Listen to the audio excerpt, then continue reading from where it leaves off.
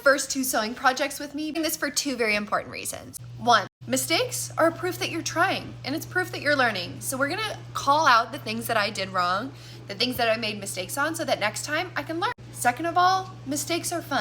I enjoy picking up new hobbies, trying new things, and learning new things because I enjoy that sweet spot of when you're so uncomfortable because you don't know what you're doing, but you're so close to figuring it out. And so both of these things I'm obsessed with, but they have their flaws. And so this is just the start of a sewing journey. We're gonna get better and better. My very first one is this very sweet little happy birthday sign that I made out of an old thrifted sheet. Now, one of the flaws with this is how I strung it up. You can see that the back looks pretty messy. I didn't know the exact right way to string it up, so it looks kind of floppy. Second of all, I still don't know how to do letters that have a hole in the middle. I just kind of sewed in the middle so that it could have a divot so that it didn't have the stuffing around it, but I didn't have the energy to learn that. I was learning a whole new hobby of actually sewing.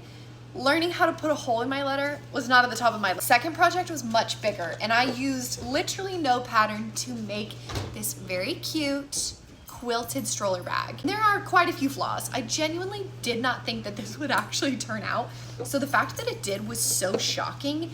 And by the time that I got to adding snaps onto the straps, I realized that this part of the fabric was so thick that this snap would not go through the whole thing. So I had to use a scrap piece of fabric, put the snap on that, and then I did just glue it on here because I was like, I don't have time to try and figure out how to sew it. I'd already broken 3 needles, and so I just glued it on here. Same with the inside of the straps.